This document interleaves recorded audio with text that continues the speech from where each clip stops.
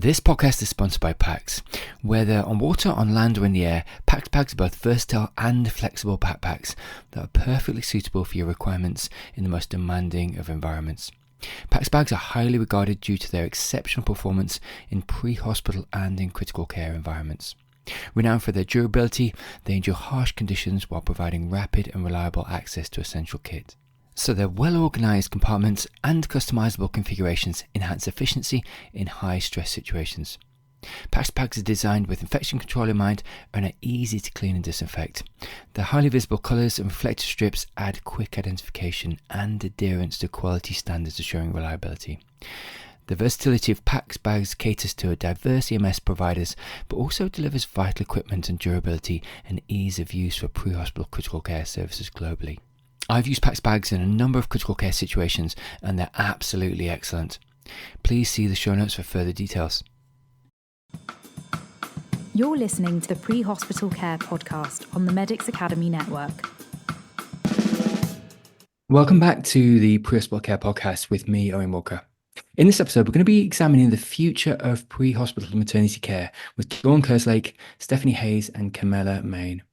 What we wanted to do really in the podcast is delve into the future of pre-hospital maternity care with three consultant midwives from UK NHS ambulance services. So we wanted to examine their valuable insights into this critical area of pre-hospital care. So we're going to explore within the episode the training and education of paramedics in maternal care. We're going to also look at the current governance systems and future governance systems of maternal care. We'll also look at patient follow-up and some of the support mechanisms in place. We're also going to touch on some of the patient-centric initiatives that are in place. So to do this, I have Dawn, Stephanie and Camella with us. Welcome all three to the podcast. Thanks, Owen. Thank you. Thank you. Dawn, I wondered if you could just maybe go first and just unpack a little bit about yourself and indeed your background. Yeah, sure. So I'm Dawn Kerslake. I am, oh gosh, I'm going to declare my age. I've worked for the NHS now for 32 years. My career began as a nurse and an accident and emergency nurse, and then I made the switch over to midwifery. And I've been doing that for 20 something years. My maths isn't that great, so don't judge me, but I can't work it out right now. And yourself, Stephanie. Oh, thanks, Owen. So I'm Stephanie Hayes. I currently work for the North West Ambulance Service. Background-wise, very similar to Dawn, actually. I started off as an ED nurse in the medical assessment unit at the Royal Blackburn Hospital over in East Lancs.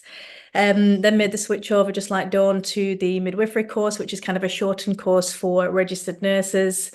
Worked as lead midwife for the triage service over at East Lancs. I then took time off to do a full-time PhD, which was focused on birth trauma. Then done some other roles in university settings. So I was a lecturer and a researcher at the University of Manchester, then did some lecturing work in nursing over at UCLan. Really missed clinical practice. So I went back into the local maternity systems as the governance and training lead for Lancs and South Cumbria, and then got the role for consultant midwife with the North West Ambulance Service. So yeah, quite a varied trajectory into the pre-hospital world. But yes, a little bit about me, Owen. That's fantastic, and like you said, like you both said, actually, that portfolio career actually informs the current role you're doing now. So it's actually prudent and really good to have that mix. And Camella, to yourself. Yeah, thank you. So I'm Camella Main. I'm currently consultant midwife for East Midlands Ambulance Service. So I do 2 days a week for them and 3 days a week for London Ambulance Service.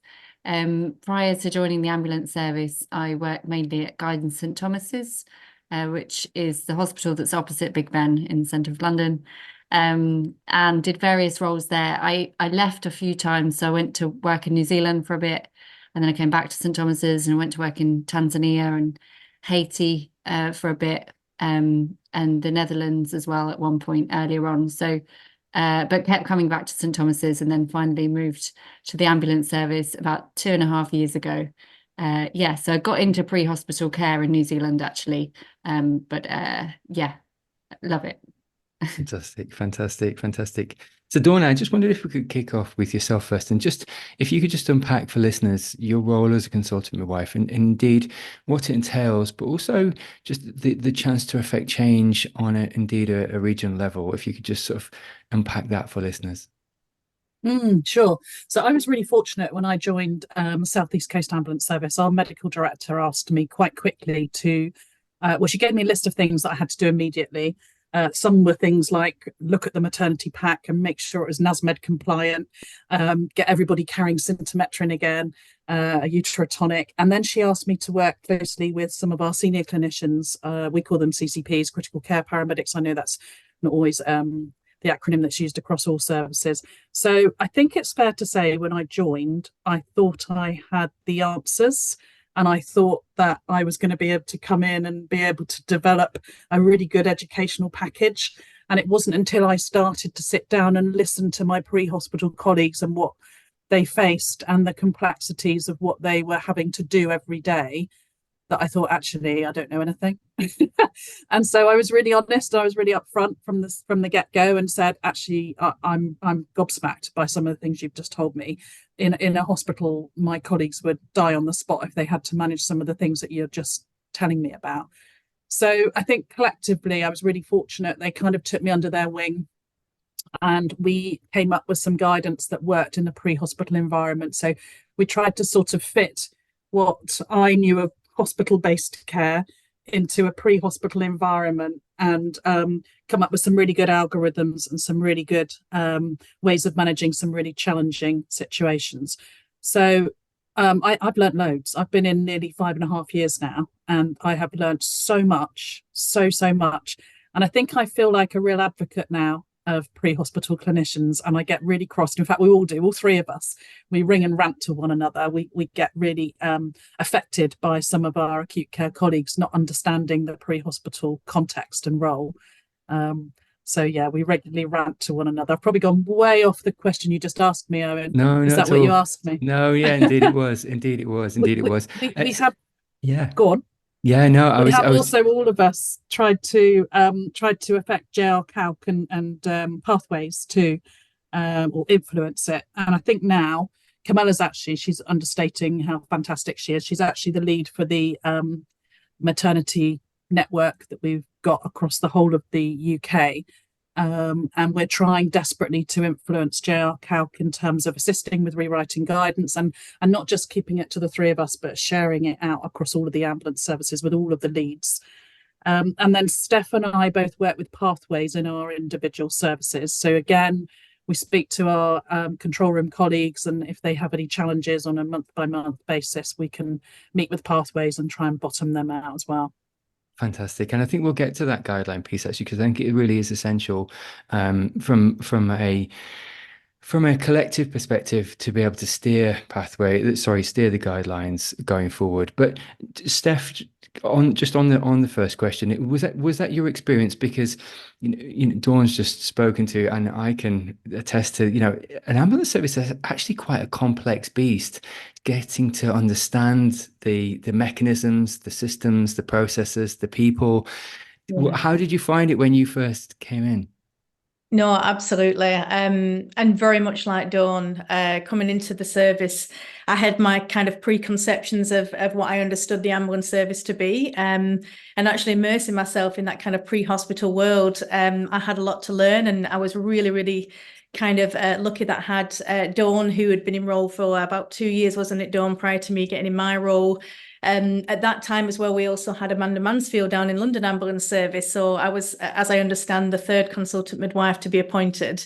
So I kind of had that peer support network. But I think, like you say, the kind of complex kind of organizations really, and they kind of differ from ambulance service to ambulance service, and I think a lot of that is driven by your kind of geography that you cover, and actually the complexity of a service that delivers care over lots of different ICBs, so what we understand to be the integrated care boards. We have a lot of different trusts operating in different ways within that kind of geography as well. So although I could kind of lean on Dawn and Amanda for lots of guidance, I think you really do have to carve out your own path within your own ambulance service, aligned to the needs of kind of your geography and your staff and service.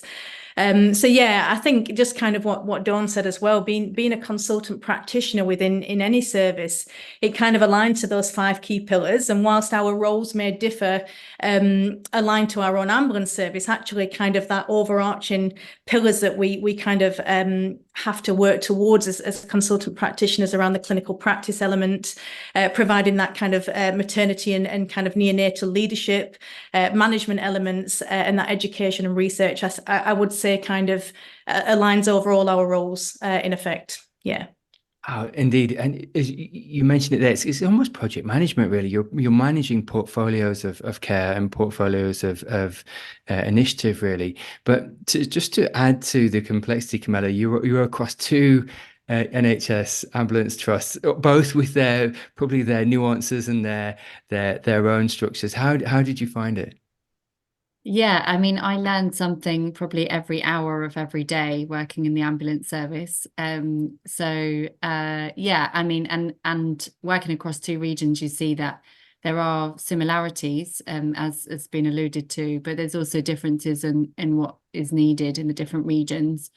I think I kind of see my role as helping the clinicians and the system to do the right thing by the women and families that need us. So whether that's having the right guidance, the right equipment, the right training, or the right system, helping them to do the right thing.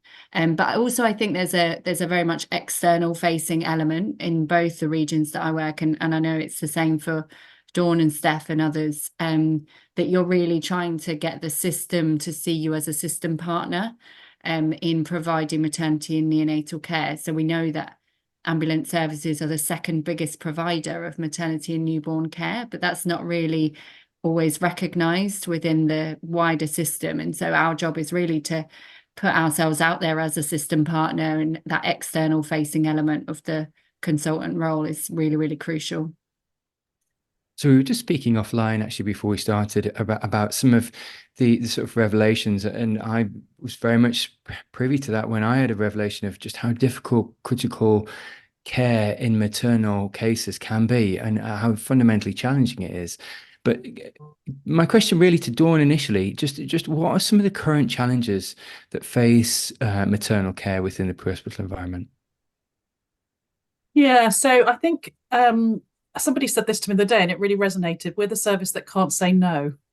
So some of our acute care colleagues can sit in their lovely hospital that's all warm and cozy, and we can tell them about a woman out in the community that's doing X, Y, or Z, and they can say, oh no, we're not going to that because she's under 37 weeks and she's not been risk assessed. So, you know, here's a challenge. That person has got a 3-year midwifery degree, you know, bucket loads of experience, presumably, and we're sending out the person that might have only had half a day's training. I mean, it just makes no sense, does it? It still ceases to amaze me. So I think there's a complete lack of understanding from our acute care colleagues, and I don't wish to, you know, speak ill of them, but I don't think it's their fault. I think I didn't have that understanding 6 years ago either. It's just circumstantial. But things like we hear all the time, and it makes our blood boil, and I think I might make you fall off your chair, Owen, scoop and run. You know, don't say that to me. Don't say those words to me. You know, long run times, they make it really challenging, don't they? People might not have considered that there's an hour to get to hospital, and that's before we've even extricated from the 16th floor of wherever we may be. On scene times, the amount of times I get acute care colleagues saying, oh, well, you know, why did it take them an hour to get here? It's like, well, there was a dog jumping at the ankles, you know, they had to lock up, they had to do X, Y, and Z. So there's some of the challenges I can think of off the top of my head. Geography is always going to be an enormous challenge depending on where you are. I mean, Camella will talk of that because in London she doesn't have geography so much as a challenge, but I'm sure she's facing that in EMAS, and certainly Steph and I do. And then finally, I think just going back to my first point, that lack of robust training. How is it that in some services colleagues will get half a day in their entire career? In other services, you know, they might be an experienced clinician that gets one of our time every 6 weeks in their governance training. it's really hit and miss. And if there's one thing I could standardise tomorrow, and I am leaving on the risk register at CCAM, is that staff are still expected to come in their own time to training. It's just absurd. It wouldn't happen in the acute care setting. And to Camella and to Steph, does that resonate with you across your services? Is that sort of maybe lack of standardization, but also that what you're hearing from the staff is in their lack of feeling of preparedness for some of these cases? Does that come through to you both?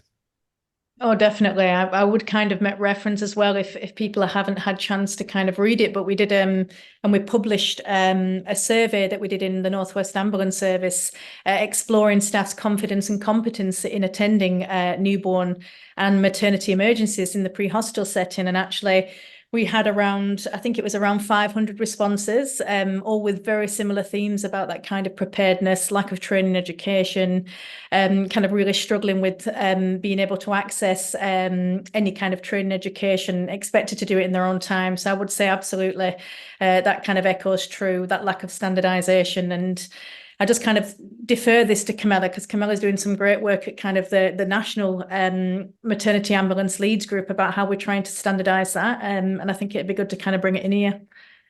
Cam, if you was happy to do so. Yeah, sure. Yeah. Yeah, I guess, my feeling is that, well, not my feeling, we know between us, is that any obstetric emergency that can happen in the safety of a labour ward can happen in the pre-hospital setting. So I think we often, when people think about pre-hospital maternity care, they think about transfers between, like, intra-facility transfers or planned home births that then need to be transferred into hospital. Actually, for me, they're my least worrying ones. What we're talking about here is unplanned maternity and newborn care, and often emergencies. And there's not a big red button on the wall that we can pull and 20 people will run in within the next 10 seconds, which is what happens on a labour ward. But the same emergency can happen, as Dawn said, 16 floors up with no lift, with a dog biting at your ankles. And we're sending these people in, and we're then expecting, and rightly so, that family is expecting to have life-saving treatment at that point of contact. And so as a system, are we prepared enough for that? Are we preparing clinicians enough for that? No, I don't think we are. And that's why we've kind of built up the leads group, which I think we're going to talk a bit more about later on the podcast, but just to try and reduce some of that variance and make people more prepared if we can. Indeed, absolutely. And I think that systematic approach, like you were saying, but that preparedness across domains and across presentations is absolutely key. But to my next question, really, and Steph, I'll ask it to you first, if that's okay. And it's really my revelation really was that actually, when the first midwives were employed within an ambulance trust, you kind of sat back and thought, gosh, why is this taken us so long to get to this place? Because this is absolutely essential. But could you maybe speak to just the importance of employing midwives? But I think this is also for the international listenership, because we're talking about a UK-centric model here, but I'm mindful of Australia, of America, of Canada, of Europe. Could you maybe speak to why it's important to employ midwives within ambulance services, not only just for training and education, but also governance and decision-making? Thanks, Owen. No, it's a great question. And when I kind of thought about this question, it was about kind of thinking about my experience in the acute kind of setting.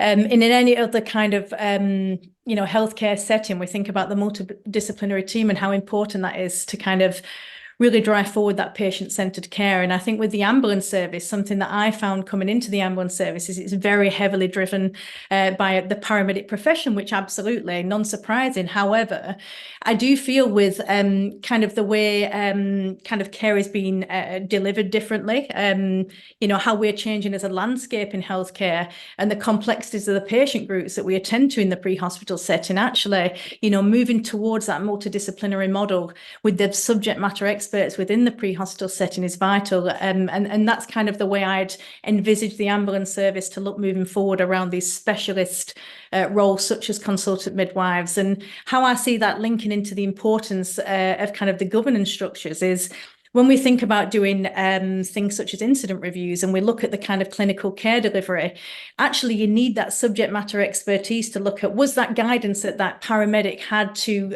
kind of manage that particular case? Was it fit for practice? Was it fit for kind of the pre-hospital context? And actually having that subject matter expertise to look at incident reviews is so vital if we're going to kind of strengthen how we review and, you know, take that learning from incidences to kind of better make the guidance for paramedics more true to the context of the environment, really. So looking at governance structures, and also just so the importance of governance really, and how that's evolving over time. Camella, could I get you to speak to some of the elements of governance that you'd like to see indeed standardized in 2024, maybe throughout the UK, and certainly indeed throughout the 2 regions you're involved with? Yeah, so I think again, no surprises that there's a lot of variance in terms of governance across the country and across the 4 nations, you know, Wales, Scotland, Northern Ireland and England. So I think amongst ambulance services, they can, at the moment, there's not actually any standardization in terms of what they have to look into with regards to maternity and newborn care. There are some elements that they need to feed into certain investigations. So, for example, MNSI, that used to be HSIB, so maternity and neonatal safety investigations. They're an external body that look into certain categories of maternity and newborn events, such as a neonatal death up to 7 days, a baby that requires cooling for a hypoxic brain injury or suspected one, a maternal death, or a baby that dies during labour. So they will look into those investigations, and if the ambulance service is involved, then they will request certain information from the ambulance service. So that's they are mandated to do that. I think definitely there's some work to do with MNSI, and we've done a lot in the regions that I work in to try and strengthen that relationship. And I know that Dawn and Steph have as well, just to make sure that those reports that they are writing for the families are really fit for purpose, but also that the pre-hospital setting learns as well as the acute setting about what we can do better. Then there's Embrace. So that's for people that are not aware, it's Mothers and Babies Reducing Risk Through Audit and Confidential Inquiries. So that stands for Embrace. And Steph and I have actually just become pre-hospital assessors for the first time. So they look into maternal deaths and other things, but the element that we're involved in is maternal deaths. And for the first time, when a maternal death happens now, if the ambulance service is involved, that element of care will get assessed and looked at. And we're really excited about this because it means that in years to come, we will be better equipped to prevent these maternal deaths happening from a pre-hospital perspective. But again, it's we're at the beginning of that journey, and we'd love to see that more established within what ambulance services are looking to do. PMRT is another one that I would just mention lastly, and that's a perinatal mortality review tool, which is well established within acute maternity settings. But again, the ambulance service has varying involvement in that, and it's really down to the acute providers as to whether they want to involve the ambulance service. And we feel that that's a missed opportunity because definitely there's things for us to learn in the ambulance service, but also we hold very interesting insights sometimes into these women and families. What we know is that the most vulnerable women in society that are already at risk of health inequalities are most likely to be requiring the ambulance service during and following pregnancy. And so actually by involving us in those reviews, we're going to get a more holistic assessment of how we can prevent poor outcomes for the most vulnerable women and families. I think we'd love to see the ambulance service again as a system partner in those governance structures that exist within maternity and neonatal care. But please feel free to jump in, my other colleagues, and or disagree with me if you disagree.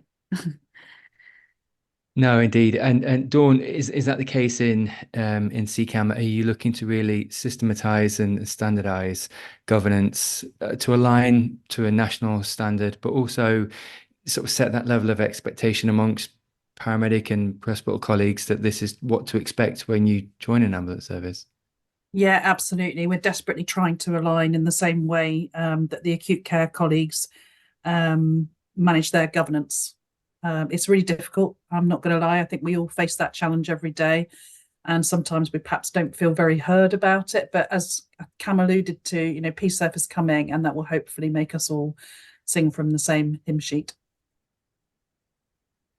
So what we were just talking about there actually beforehand was just around training and education and around just because I think just as Camella was talking there is this symbiotic kind of relationship between wanting gold standard or indeed just safe standards of practice for the patient population, but also this symbiotic training and education, standardization of training and education for the staff, because this can lead to PTSD, having such some horrendous cases to deal with, and certainly not feeling equipped to deal with them can actually have that converse effect on staff.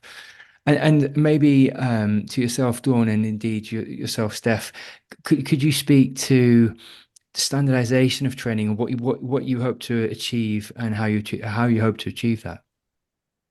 Yeah. So this is difficult because we all do things very differently across all different ambulance services. So it would be great if we could standardize that, but that's not going to happen despite our best influence. So what we've done as a national leads group is we've talked about how we can affect JR Calc. And we've talked about how we can make it more user-friendly, because at the moment it feels a bit clunky. It's not very intuitive. We want people to be able to click on the tiles and it will say hemorrhage, postpartum hemorrhage. The next tile says breech birth. The next tile says normal vaginal birth, so that people can have a very quick at a glance. And we talked as well about making some silent videos. Now, bear with me on this one. Silent videos are such that this might be that you've practiced helping a woman to birth a breech on a mannequin in a classroom, but when you're faced with it in reality and your bandwidth has gone, you might just forget everything that you've learned. So we need to put things in place that assist our colleagues. And we thought it might be useful to have silent videos on JR Calc that they could have a very quick, pop to the corner of the room. The reason they're silent is so nobody knows they're doing it, obviously. And they have a very quick look at a video that tells them where they're going to place their hands and how they're going to try and manage that emergency situation. So this year, that's definitely something we want to look to achieve. It's actually on my to-do list, so I'm not going to look at Steph or Camella as I say this, because their eyes are going to bore into me and say, well, haven't you done it yet? But it is only February, guys, okay? It is only February. I've still got another 10 months to complete my challenge. But you're right, these are high acuity, low occurrence jobs. And as a result, the stakes are high and they have a lasting impact on our colleagues. And I can think of, and I know that Cam and Steph are the same, I can think of colleagues that have been to these jobs and it's been career ending for them. And none of us want that. We want people to feel supported. We want people to know that there are things they can do. So for instance, in my service, Channel 16 on the radio gets you straight through to the critical care desk. And you've got a critical care paramedic there that will talk you through an algorithm. And we acid tested our algorithms on lay people. We sat them in a room with a mannequin and a radio and we filmed them. And we went into another classroom and we told them they were only allowed to perform what we suggested on the radio. And then we watched back what they did, which was actually quite funny because what we thought they were doing and what they were actually doing were two very different things. But it helped us to inform how we would speak to a crew, because you're blind, aren't you, doing telephone triage? So yeah, it's something that we're all very passionate about. It's the one thing that we all try really, really hard to get right. And I don't think anybody's got the golden recipe, but collectively, hopefully we'll come up with something that will be user-friendly by the end of 2024 on JR Calc. And to yourself, Steph, are you taking the same approach within NWAS?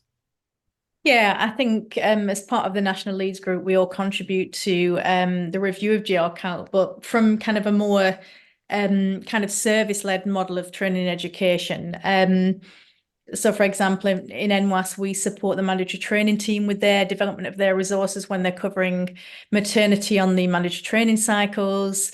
We've managed to influence the induction team now, so anybody who's inducted into the North West Ambulance Service will have a week long of maternity, which is fantastic. We also purchased the pre-hospital prompt package, which is a national package aimed at management of obstetric emergencies in the pre-hospital setting. Certain services have developed their own packages. There's also a lot of kind of similarities with what we do in NWAS of CCAM and LAS of doing joint training with the maternity community maternity midwifery teams, for example, so doing joint training days, which is great. But I think it goes back to that kind of pertinent point that actually it's not standardized. And actually when staff do attend, they are expected to attend in their own time, which is not ideal really. But we're all doing kind of lots of similarity and kind of similar things. And I would say kind of from a national perspective in the UK, there's a real buzz around doing the kind of the joint MDT training days now with maternity services. And just for context on that, because I think it might be kind of interesting for listeners, because they might be kind of hearing something around this in their own areas, but midwifery teams are really keen, and community midwifery teams especially, who might be the teams who call for an ambulance service for a transfer into the obstetric unit, are really keen to work with their paramedic colleagues and ambulance services around doing that joint sim. So it might be that kind of, anybody who's listening has been invited on to kind of part of that, but we think they're really worthwhile. And I know in London, you've kind of formalised that a little bit more, haven't you, Cam? You've standardised it a little bit. Yeah, exactly. Yeah. So we've just got a training package that we can offer to the maternity unit, and we actually invite them to the ambulance station so that we can kind of control the scenarios that they're put into and make sure they're pre-hospital focus based on JR Calc. And yeah, we've had really amazing feedback. We get them to look at each other's kit. And just to kind of highlight the perspective of the pre-hospital clinician. Yeah. That's fantastic. And as Steph was saying, that MDT, that multidisciplinary team approach, because they say sort of train hard, fight easy, but train together, because that's in reality, that's what it's going to be like when you are handing that there's that transition of care. So it's prudent to sort of bring that fidelity forward. Steph, got to get you to speak to. So Dawn mentioned, and very quite rightly so, just how emotive these cases can be and how career-ending they can be, if not handled appropriately. But could you speak to sort of follow-up, and indeed sort of patient follow-up from a maternal perspective, and indeed a paediatric and/or neonatal perspective for clinicians? Yeah, absolutely. And as you say, these cases are really, really emotive, and actually the need for that kind of really structured and formalized debrief is absolutely paramount. But as we know, in reality, that's not kind of standardized. And I think it's a real gap that we have, not only in the pre-hospital setting, I would kind of say, I think even in maternity services, healthcare services, kind of as a collective, actually, we are not very good at doing that kind of formalized debrief, that cold debrief, that kind of hot debrief, and how we were supporting staff when they are involved in a really emotive case. So I think there's lots of work to be done in that space, I would say. I would kind of note that actually we've got quite a good model in NWAS, which is the TRIM model. I don't know if you've heard of that, Owen. It's the Trauma Risk Incident Management System. So one of our consultant paramedics for education actually was part of the development of the TRIM, which really does support. I think there's still kind of gaps with anything, because I think you have to kind of unpick that. Actively seeking out the TRIM, or being okay to kind of speak up and ask if it's your direct line management around getting that kind of level of support. But I do know as well that we have kind of, national support services in the pre-hospital ambulance service that staff can kind of tap into should they wish for some kind of focus level of counselling. But I would say, yes, there's a gap, I would say, something we need to focus on. I don't know if kind of Dawn, you got anything to add on that kind of emotive element of that kind of pre-hospital maternity care? No, only that it's really important to be available, and I try to be available whenever I can to do that immediate debrief if the crew need it, and then try and speak to their line managers and get them stood down, because we're not always that compassionate. I think we get so, as in my colleagues within the ambulance service, that they've got to get enough ambulances out on the road, and therefore standing somebody down is quite a big deal. But we've got to care for people. because we know that if we care for people, they perform better and they don't go off sick for weeks on end. So we've got to get better at it. And it's about being available and it's about being approachable. It's all those things that make you a good leader, isn't it? In terms of staff being able to pick up the phone to you or send you an email and say, actually, I found this really difficult and I'm really struggling. That would be my take on it. Camella, could I just get you to speak to just how you've been challenged and maybe you're overcoming challenges into 2024 with the adoption and employment of midwives within ambulance services, and I guess as an adjoiner to sort of adopting and employing midwives within ambulance services, how maybe you're also training up paramedics within the ambulance service to sort of take on that kind of those midwifery roles as well. Yeah, so obviously, because we're here, we really see the value in midwives being employed by the ambulance service. And we would recommend that every ambulance service employs a consultant midwife for the reasons that we've talked about today and the impact that we can hopefully have.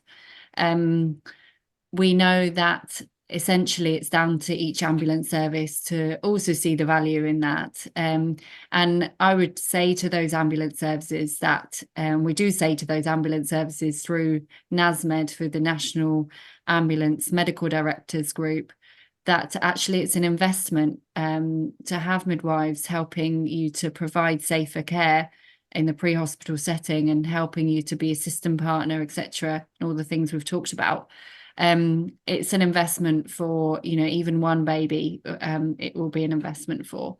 And we know that the reach is much broader than that. What some ambulance services have done is rather than employ a midwife, have got a paramedic or a pre-hospital clinician with an interest in maternity and neonatal care and maybe some further like postgraduate training. And they have used them as kind of a link into the National Leads Group. There was a prevention of future deaths notice that was served by a coroner following a very challenging pre-hospital case, which said that they would recommend that consultant midwives are employed in every ambulance service. And that went to the Association of Chief Executives for Ambulance Services.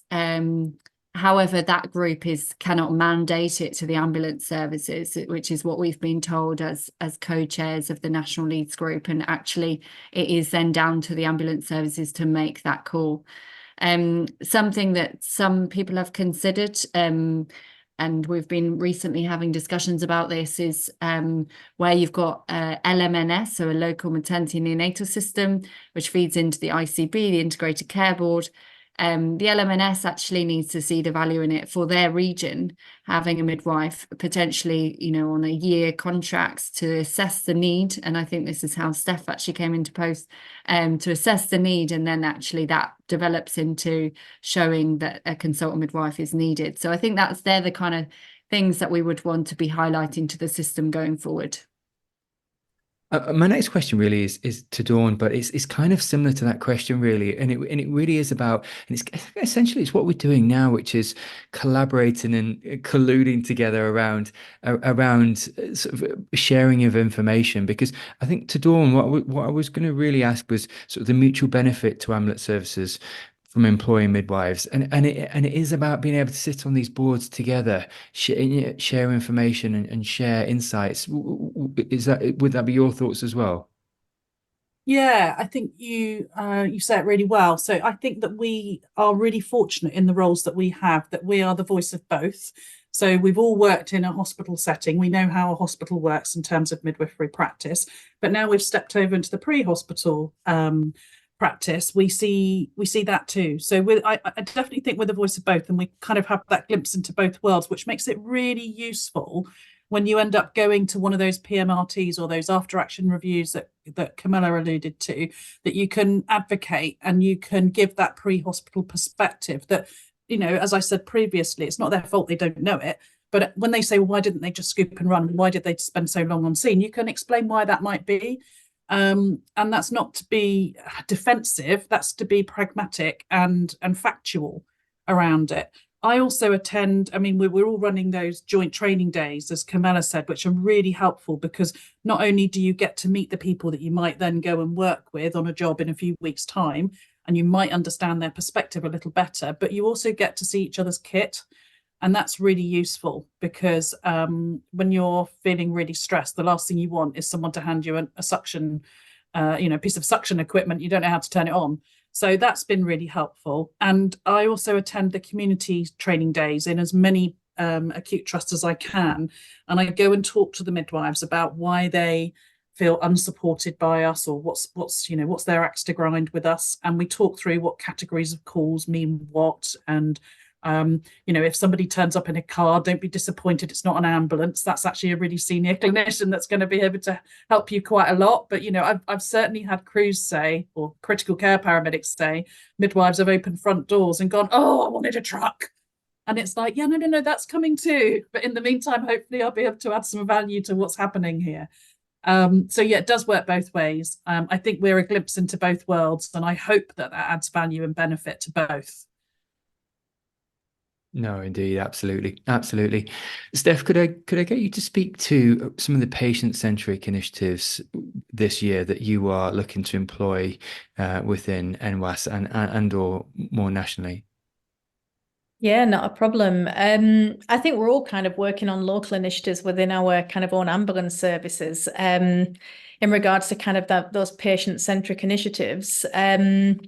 But more kind of on a national level, there's kind of lots of reviews that have been released over the last couple of years. We've got things such as the Ockenden Review, the 3-year plan for maternity and neonatal services. We had the pregnancy loss review that was released last year as well. That all kind of feed into that pre-hospital element of maternity and newborn care.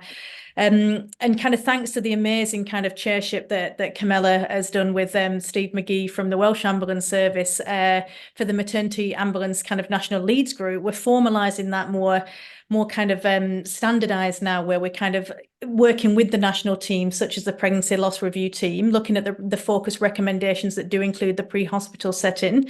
So kind of being able to feed into that and help kind of deliver on those initiatives and those recommendations. So I think there's a lot of work going on nationally, and I think the kind of strength of that as well is to kind of reduce that variation and help that standardization. So whilst we're doing kind of local initiatives, and I'll defer to kind of Dawn in a second on this, because Dawn, you've done some amazing work, Dawn, on the kind of the preterm labour pathways within CCAM, and kind of Cam's done a lot with the kind of red flag trigger tools for pre-hospital maternity. So I would kind of note that actually the pre-hospital leads group is kind of a place where we can share those initiatives between each other. So kind of one of my main initiatives in NWAS this year is to kind of steal with pride some of the work that's been done in London Ambulance Service and vice versa. So we can kind of share between services as well, which is really, really nice. Yeah, Dawn, could you speak to that just for a second, some of the work you've been doing? Yeah, so it was actually a few years ago. We did what's called a preterm pathway, which is a little bit like taking a patient to a major trauma centre. We know that they potentially have better outcomes. And it's the same with a premature baby. So we would like premature babies to be born in certain hospitals where we've got specialists, such as neonatologists, rather than a general paediatrician. So we did a pathway which is quite complex, as you can imagine, because there are all sorts of trip hazards, I suppose, in terms of crews just going, oh, well, we'll just drive another 20 minutes to the level 3 unit. You need to speak to a senior clinician. You need to follow a certain pathway before you can make those sorts of decisions. But yeah, basically, it was a pathway which looked at trying to get babies born in the right unit, in the right place at the right time. So I'm happy to share it with anybody. We like to share amongst ourselves and plagiarize. There's no point in reinventing the wheel. But yeah, that's something we've done. And touch wood, it's worked really well to date. You always cross your fingers and toes, don't you? And hope that actually there isn't an adverse outcome because somebody did take that extra journey. But touch wood, at the minute, all's good. Oh, that's fantastic. And just before we migrate on to the next question, actually, Steph just raised that Camella, you were working on that sort of the red triggers, or indeed the red flags. Could you maybe speak to that and just that initiative and how you've embedded it? Yeah, so we basically have borrowed the population data from the National work that has been done on maternity early warning scores and created like a flag system on an action tool. We also included various other things from learning from incidents and from national reports and confidential inquiries to come up with this action tool that's available on our JL Calc Plus, so our regional guidelines. And it basically takes into consideration the fact that pregnant and post-birth women have different physiology and therefore need lower thresholds.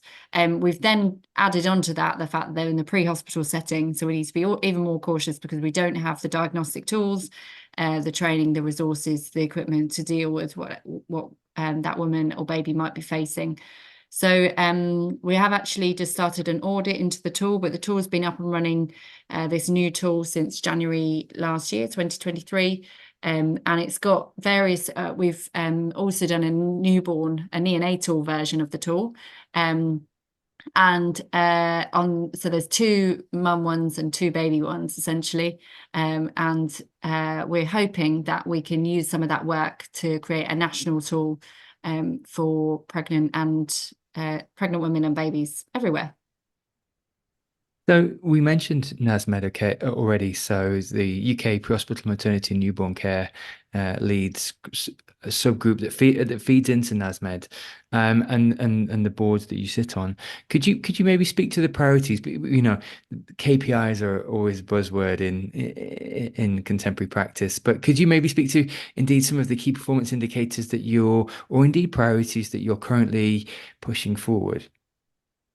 Yeah, so this group is made up of people that come along representing their ambulance service, and we have representation from all the ambulance services across the UK, Northern Ireland, Scotland, Wales, and England. And essentially what we're trying to do is, as people have already said, not reinvent the wheel, share learning, share best practice. We have kind of this underlying ethos that if an incident has happened in one place, it could happen anywhere. So let's make it safe for wherever the woman or family is experiencing that. So that's where this kind of shared learning has come from. And we tried to increase the accountability of people attending and increase the accountability of us to NASMed, but also what NASMed can do to support us as a group of people that are trying to improve care in this really niche area of healthcare, which is pre-hospital maternity and newborn care. So the College of Paramedics, the Royal College of Obstetrics and Gynecology, Royal College of Midwives, they all come along as well. And together we kind of have this partnership to try to standardize, I guess, and work out where standardization is not appropriate, and then take various work streams forward. So the national flag system, or the pre-hospital early warning score that we are producing at the moment, is one of those work streams. And we also have an equipment subgroup, a subgroup out of the subgroup, which is looking at the various equipment needs and challenges such as newborn restraints and things like that. We also, Dawn and Steph have mentioned about pathways. So obviously there's MPDS, the other dispatch system. So we try and share learning and things that we're feeding up to them so that they're not receiving advice from 13 different ambulance services, that they're receiving advice directly from us who are living and breathing this and reviewing lots of births.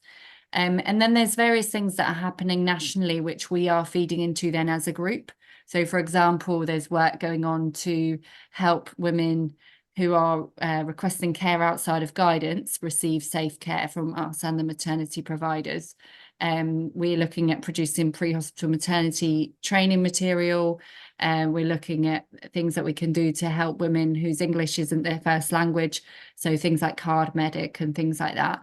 We're also, very excitingly, holding our first conference on the 3rd of September this year in Birmingham. So the National Leads Group, and although myself and Steve, we chair it and we try to drive it forward, but it's very much a team approach and everyone contributes, and Steph and Dawn are underplaying their contribution to that group as well. So that conference will be hosted by all of us in Birmingham, and we're hoping that it will be one of many future conferences where we can share best practice and really give pre-hospital clinicians something that they won't necessarily get from their own ambulance services, something that they can take back to them and say, this is what we should be doing, and you know, this is the quality improvement work that's been done elsewhere, and why can't we do it where I work? So yeah, really excited about that. Oh, and what we'll do actually is we'll put in the show notes some of the resources and links to some of these, indeed, these institutions, but also if there is any links to the conference, we'll certainly put that in the show notes for people to explore further, because that would be fantastic, actually. Awesome.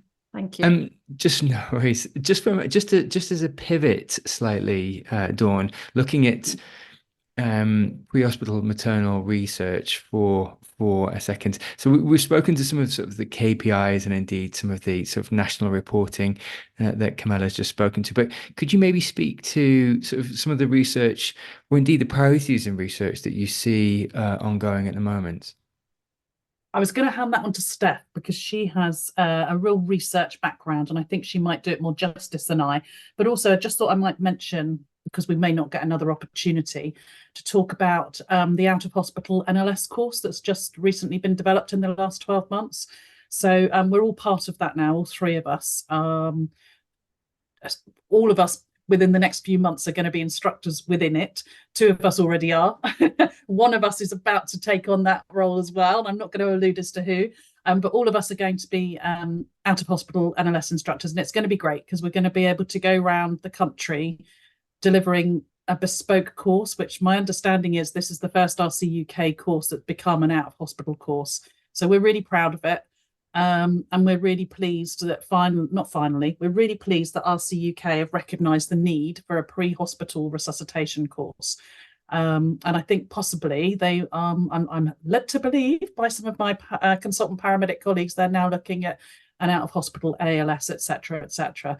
So all credit to RC UK for allowing us to progress with that. It's been a labour of love for the last few years, but it's now out, and hopefully people will start seeing that advertised on the RC UK website.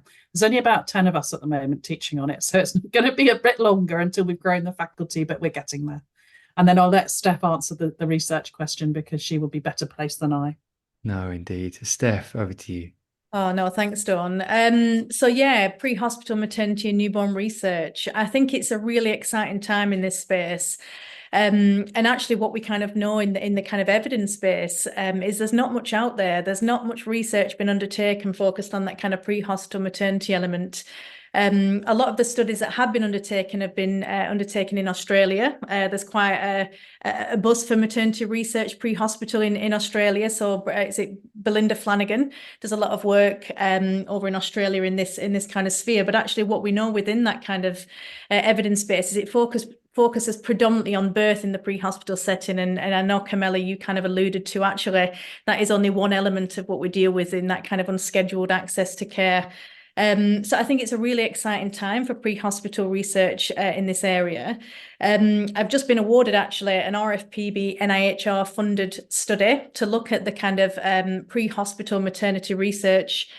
So this will be called the DIAS study. It's disparities in access to the North West Ambulance Service and its association with maternal and neonatal outcomes. So for the first time, we're going to be mapping what is the association with calling and requiring an ambulance transfer into hospital with maternal and neonatal outcomes. So that's going to be really kind of pivotal in kind of understanding that kind of association and that risk profile as well. So I would say for anybody listening who's kind of interested in research, is that actually this particular focus and this kind of arena would be, a really interesting topic and a topic area. And actually via the maternity kind of leads group that Cam chairs on is something that we want to formalise via that kind of format as well, isn't it, Cam?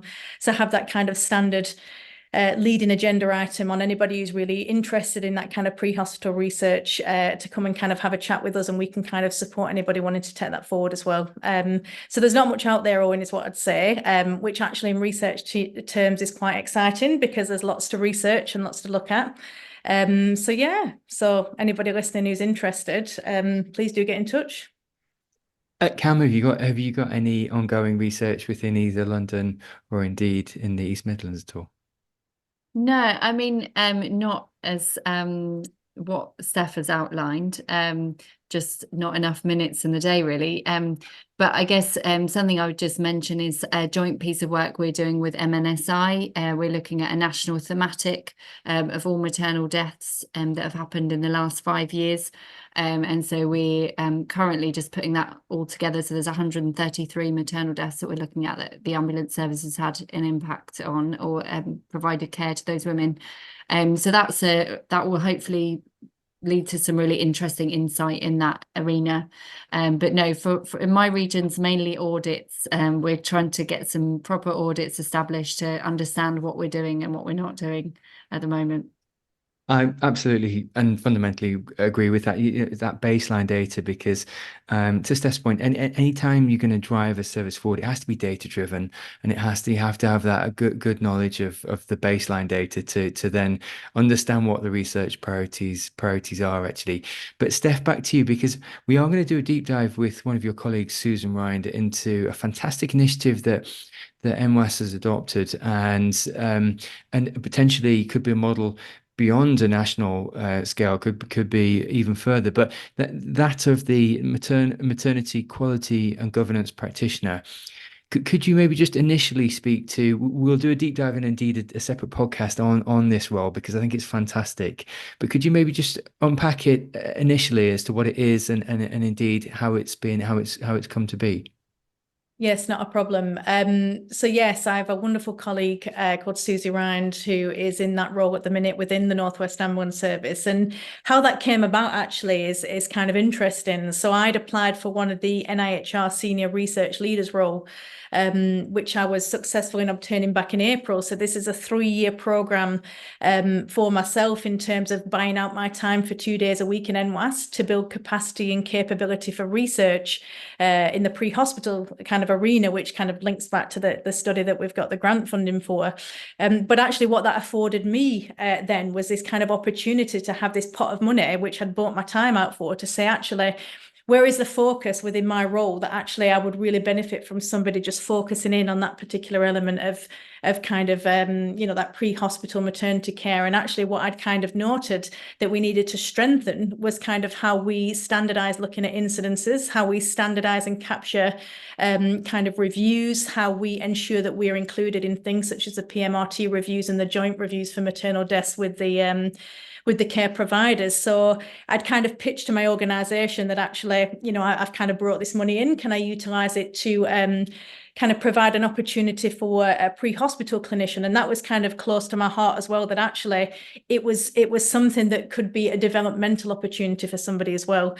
Rather than getting in kind of, putting out for a consultant midwife to come in for 2 days a week, actually, what can we do to kind of upskill the practitioners that work in the ambulance service?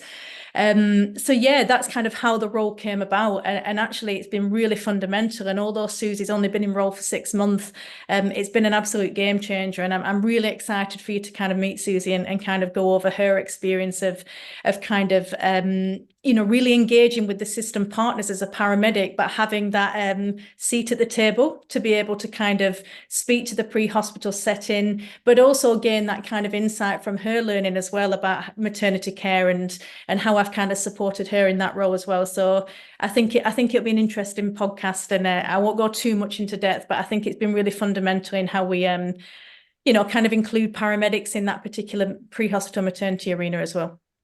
Oh, listen, I couldn't agree with you more actually, and that mentorship and guidance into a formalized role is absolutely fantastic actually. So if I could just come to Camella, Dawn and Steph have both actually spoken to the piece around supporting staff on the road, hospital clinicians on the road through difficult maternal incidents. Could I get you to speak to how you've seen that improve over time, those sort of support mechanisms for paramedics and or wider staff in both in London and indeed maybe the East Midlands and or nationally?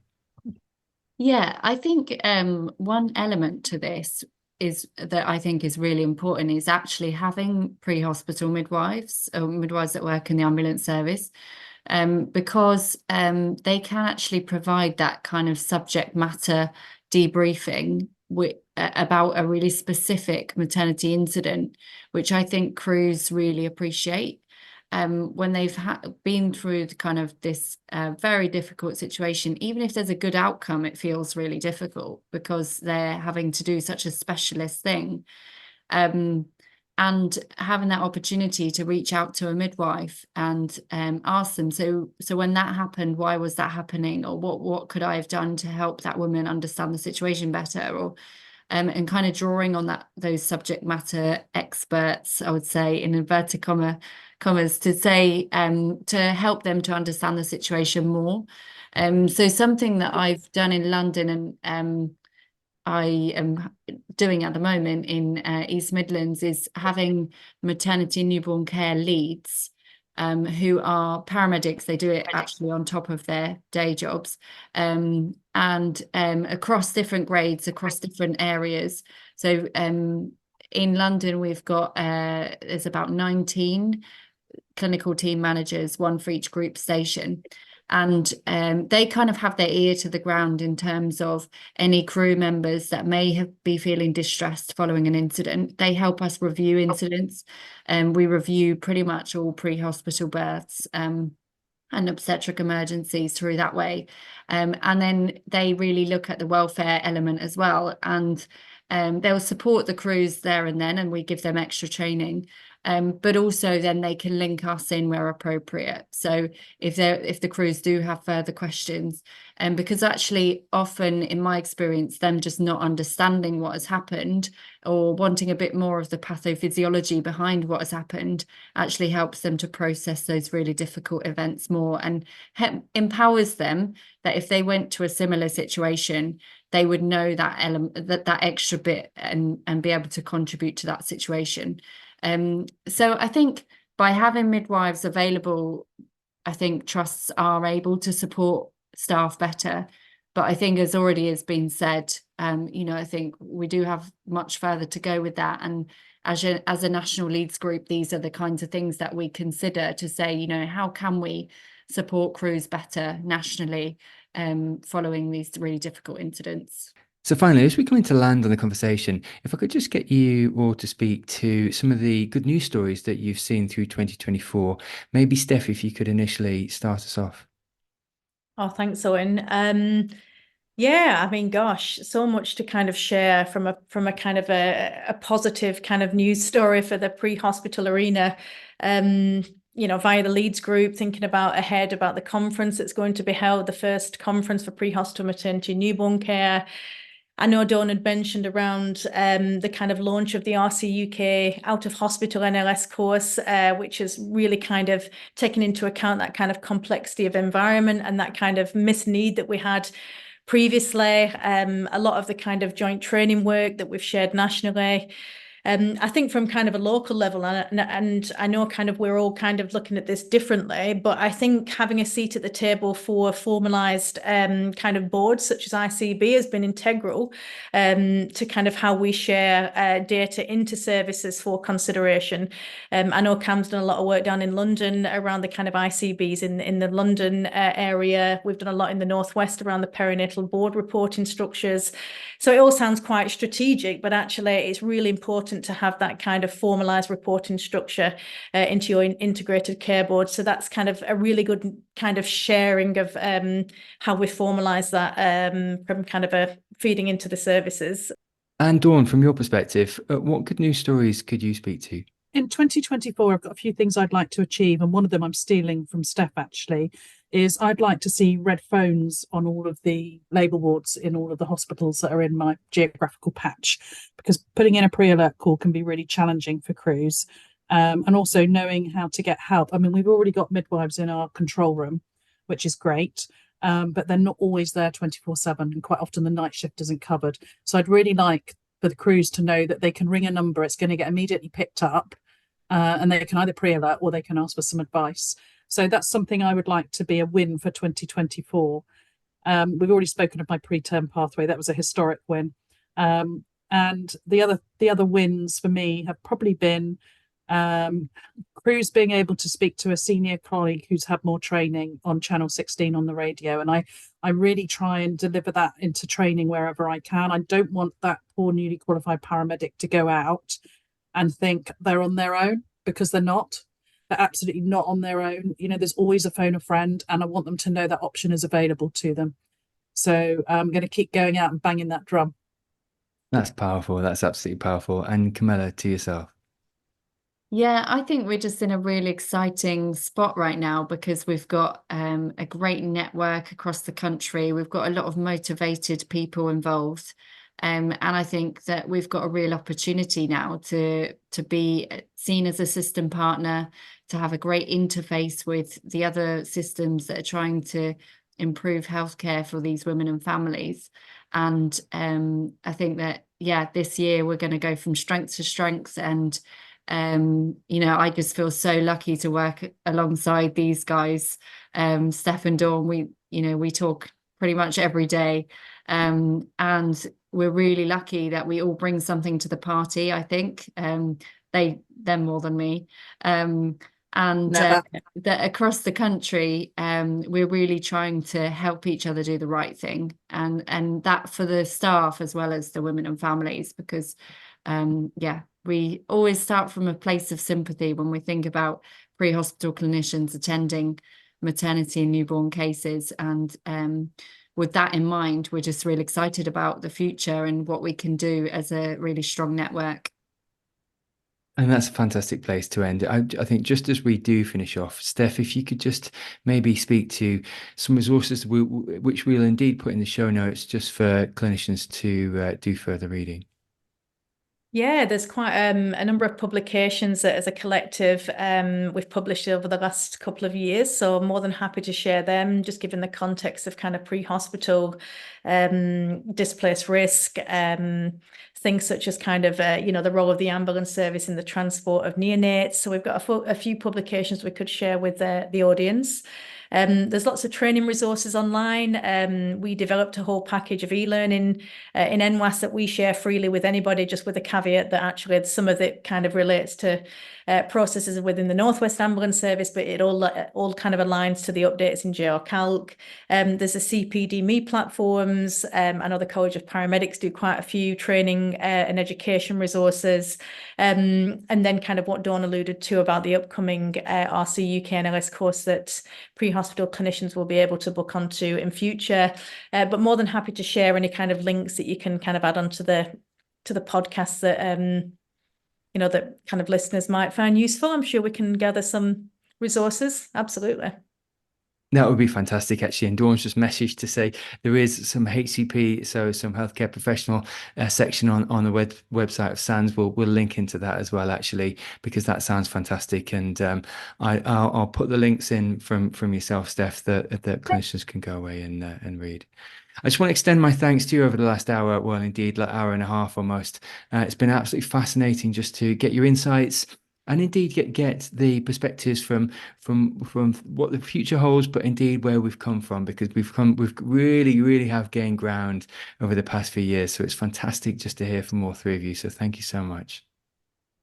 You're welcome. Thank you. Thanks for having us. You're listening to the Pre-Hospital Care podcast on the Medics Academy Network.